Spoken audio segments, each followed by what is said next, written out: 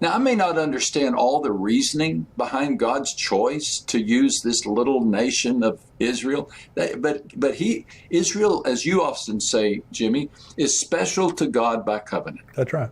He's just made a covenant. That's right. And whether I understand it or not is immaterial and irrelevant.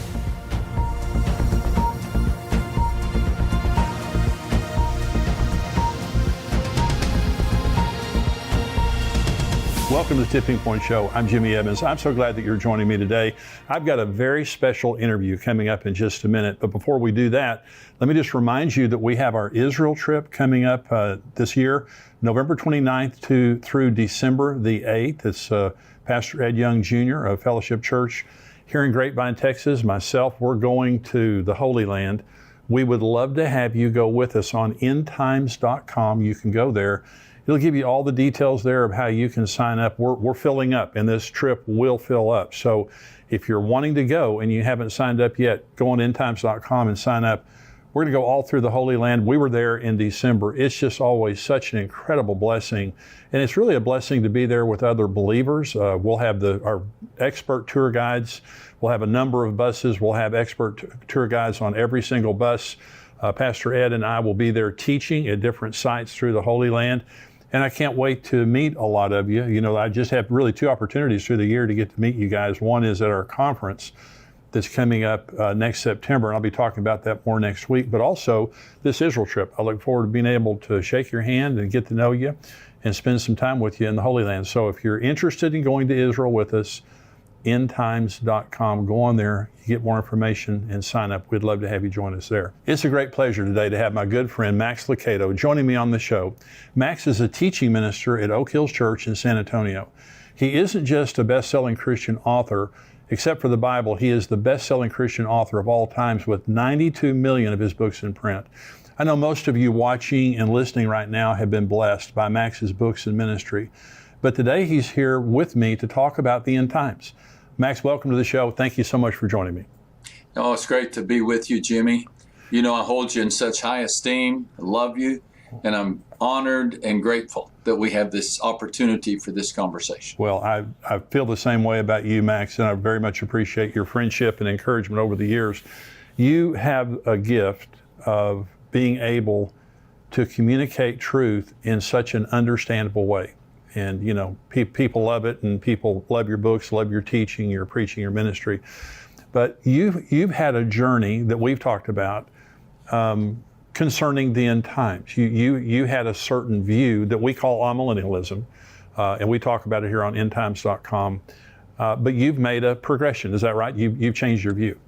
Yeah, it is. You know, I'm 68 years old, and for most of my life, I embraced the view of teaching that the Revelation 20 description of the millennium was symbolic. And I was raised in an amillennial church.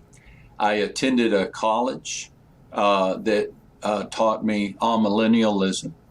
I have never had a premillennial professor, premillennial pastor, or even been a part of a premillennial class. But little by little, over the years, I moved from one point of view to the other and embraced more of a literal view of the millennium.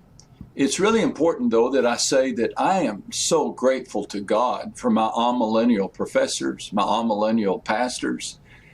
They taught me about Jesus. They taught me to love Scripture. They inspired me to dig deep into the Word, and also challenged me that when I encountered a teaching that was contrary to what I had been taught, that let not many of you be teachers, for you will be held in higher account. And so be careful. And if you feel the Lord leading you in a direction, then you pursue that. And that's what has happened on 2 or 3 different topics in my life, one of which is end times. And so I'm really grateful to have this chance to explain that journey, talk about that journey with you and your audience. Well, this is the first opportunity I've ever had to really talk to someone who made that progression. Mm-hmm. It seems like in so many cases, people get kind of, stuck in their position, and they're not willing to change like you did, which, I have such a great respect for you just in your ministry in general, but being able to say, hey, I can't really support this position that I was raised with. Biblically, I honor my past and my tradition and the people who, were there, but I'm gonna make this progression over here. Let's talk about just kind of defining terms here for just a minute. Define amillennialism, what you mean when you say that. Amillennialists look at the description of the 1,000-year reign of Christ as portrayed in Revelation chapter 20 as a time in which we're living now. Right. That Christ is reigning now, that we are experiencing the millennium currently, that we're in that golden age right now.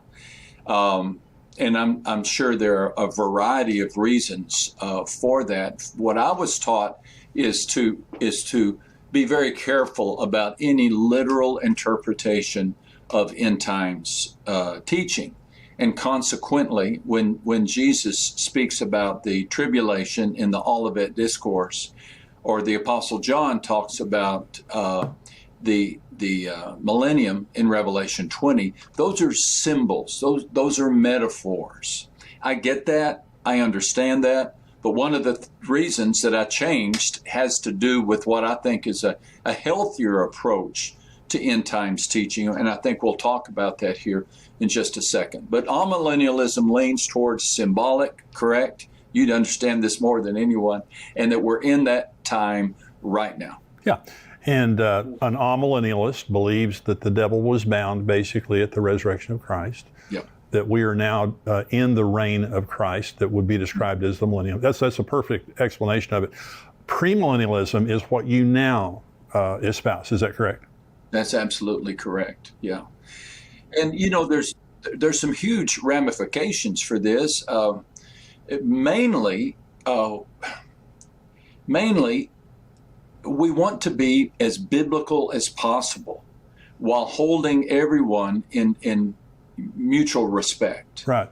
But we want to be as biblical as possible. All Christians agree upon the literal, physical return of Jesus to earth and the bodily resurrection of the dead and the final judgment of all people. We can all find common ground right there.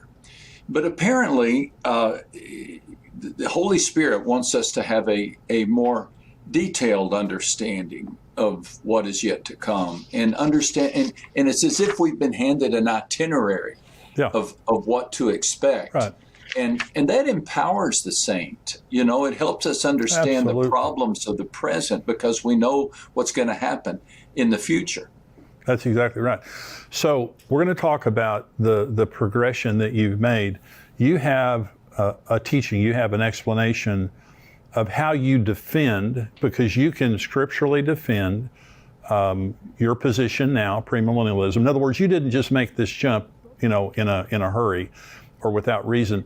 And I just want to say to all of our viewers, everyone watching this right now or listening, this is excellent. This is the best explanation I've ever heard of premillennialism and how you can defend this, because there are people, and because I love what you're saying about unity, Max, and about honor, because we just don't divide over eschatology. We just don't divide fellowship because this person over here is amillennial and I'm premillennial.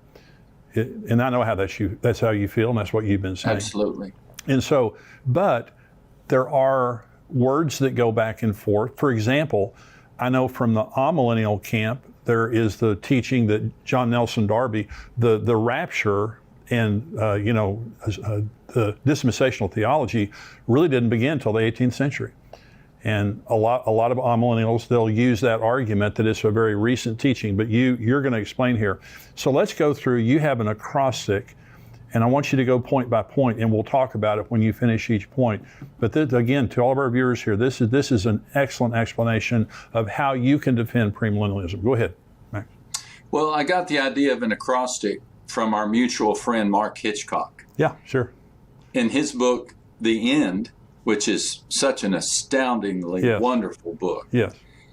He has a chapter in which he describes his defense of being a premillennialist and he has an acrostic, pre-mill, P-R-E-M-I-L. And I thought, now that's so clever. As I began to sense a shift in my own heart, I wanted to be able to explain this because, again, many of my friends are amillennial. I'm going to have to tell former pastors and professors, friends, why I've made this change, and I'm happy to do so. Yeah. I'm happy to do so, but I sometimes have trouble remembering things. I've watched you teach, Jimmy, and you just seem to have instant recall. I have to use every tool in the book. And so I created this acrostic, and the acrostic is CHRIST. And these are the reasons that I believe that it's more biblical to embrace a literal reign of Christ on earth. And again, this is essential because if there's going to be a reign of Christ on earth, that's going to impact my view of the rapture. That's right. It's going to impact my view of the tribulation. It's going to impact my view of how many judgments there are. Is there a Bema Seat judgment and a Great White Throne judgment, or is there just one judgment? Yeah. And so these are important conversations. I was explaining it the other day like this, and I think it helped. Imagine that you inherit a garden, and that garden has a beautiful fountain in it. And you have to decide if you think that fountain was supposed to be there or if you can remove it. Well, the millennium is kind of like that. You have to decide if the teaching on the millennium is supposed to be there or if you have the liberty to remove it. And how you respond will dictate the way you treat the rest of the garden. Does that make sense? That makes total sense. And, and again, when you start teaching on this acrostic here in just a minute, it's going to make perfect sense. But when you remove the millennium from your end times theology, you've got some major scriptural problems. You do. And this is what you're going to talk about. So go ahead. Yeah. Okay. So CHRIST. Thank you again for letting me talk about this. C reminds me of the phrase covenants yet unfulfilled.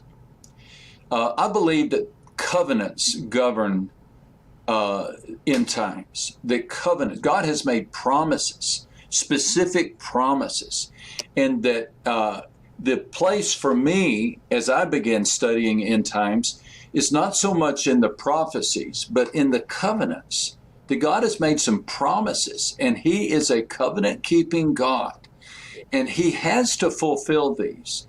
And so the only way that these covenants can be fulfilled is in a literal reign of Christ. Let me just give you 2 or 3 examples. Now, we could talk the whole time about just this covenant, but the earliest covenant is Genesis 1:28. Be fruitful and multiply, fill the earth and subdue it. And then Adam and Eve are told to have dominion over the fish of the sea, over the birds of the air, over the cattle, over the earth, and every creeping thing that creeps on the earth. Now, we know what happened. God gave this instruction to Adam and Eve to rule over and to subdue creation. And this creation is on the earth, yeah, not in heaven. Adam was created to oversee it, but he didn't. With temptation came the rebellion and the fall and the curse. Consequently, humanity has fallen away from its intended position to oversee the earth. I don't know anybody who's commanding beluga whales these days. So what does God do about this covenant? Does He just say, oh, they messed up, so I'm changing my plan? I don't think so. I think the gifts and calling of God are irrevocable. In our lives, we have to change horses in the middle of the stream, but God doesn't. God doesn't. And the way this covenant will be fulfilled, or one way it'll be fulfilled, is a time in which we will reign with Him. As 2 Timothy 2:12 says, we will reign with Him. A fulfilled covenant demands that there be a time in which we reign with Christ on the earth, and we subdue creation. We don't oppress creation, but we oversee creation. That's just one example of a covenant yet unfilled. Then the other covenant that's especially important, although I have about 4 or 5 here, but the other covenant is the promise of God to Abraham about Israel. Blessings to Abraham for his life, the blessing of many descendants for Abraham, and then most of all, the guarantee of a specific piece of land forever. Genesis 15 and verse 18. God said, to your descendants, I will give this land. Now, this land includes modern-day Israel, plus parts of Egypt and Syria and Lebanon and Iraq. This covenant has yet to be fulfilled. Yeah. It's yet to be fulfilled.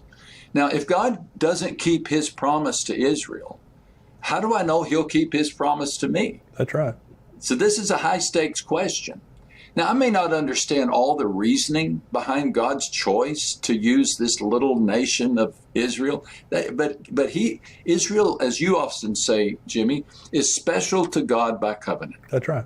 He's just made a covenant. That's right. And whether I understand it or not is immaterial and irrelevant. But God has made this covenant. He's a covenant-keeping God. So a millennium allows for this covenant to be fulfilled.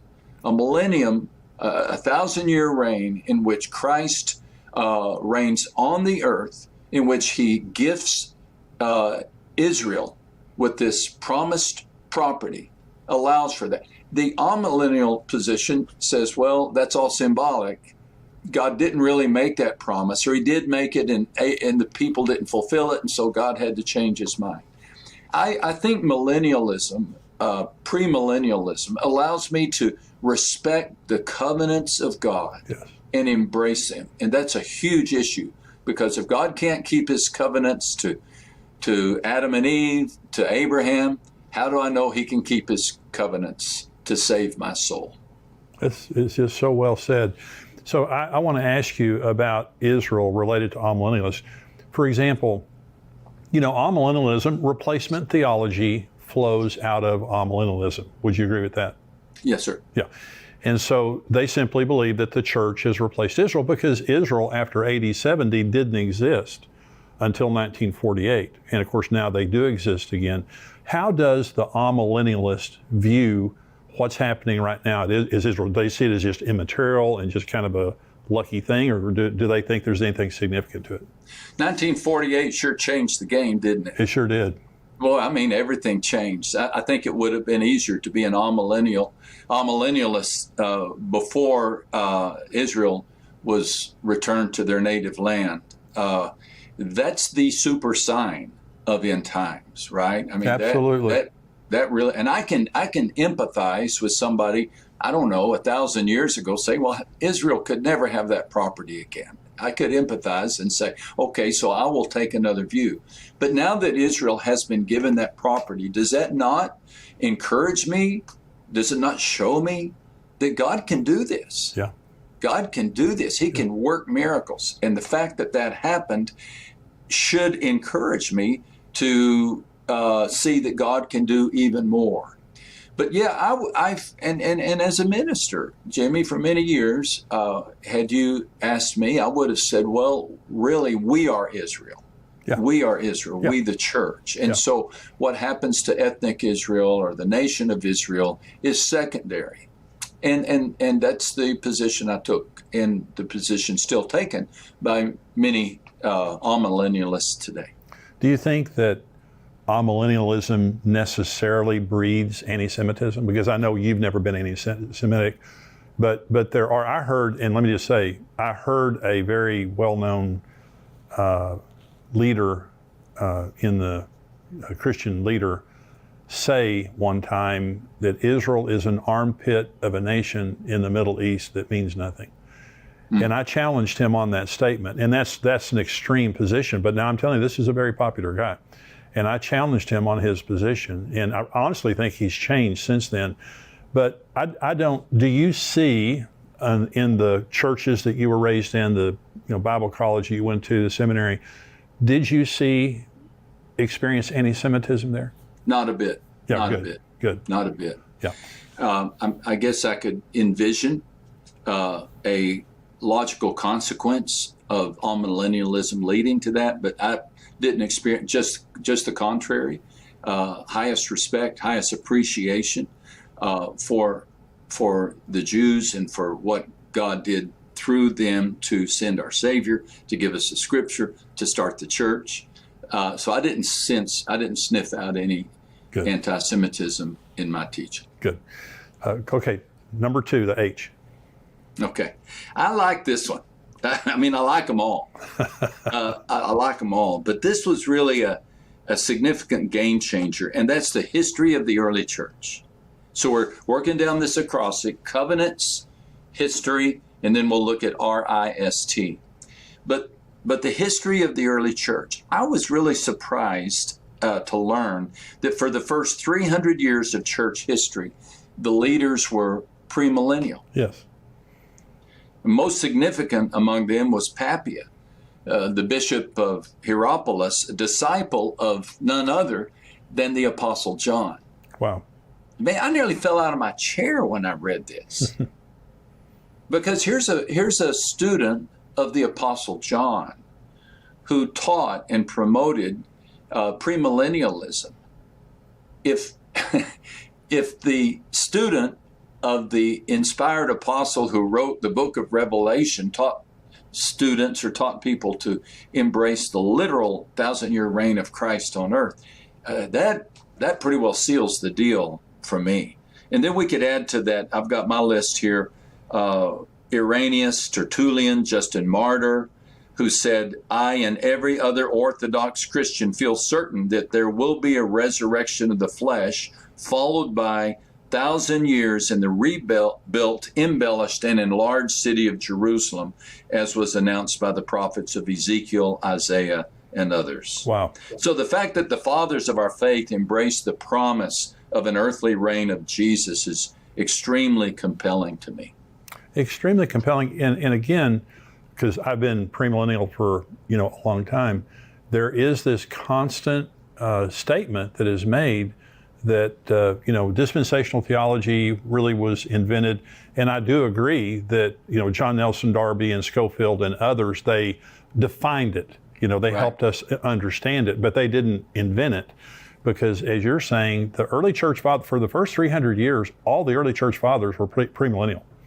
They believed in a literal millennium, and the rather than premillennialism being new, amillennialism, and I know it started about the 4th century, but still, it's the newer teaching, not premillennialism. Jimmy, can I ask you a question? Sure. Do you have a sense for what caused amillennialism to begin, what the seeds of the teaching were? If for the first 300 years the church believed in the 1,000-year reign, was there a key teacher or a moment, or do you have a sense for that question? Yes, it was Platonic dualism. It was one of the reasons. Plato taught that everything material was evil and everything spiritual was good.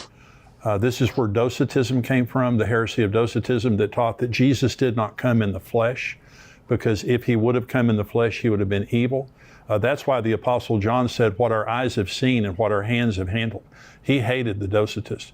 And so they believed that everything in the material realm was evil. So this was called Platonic dualism. And so one of the reasons that the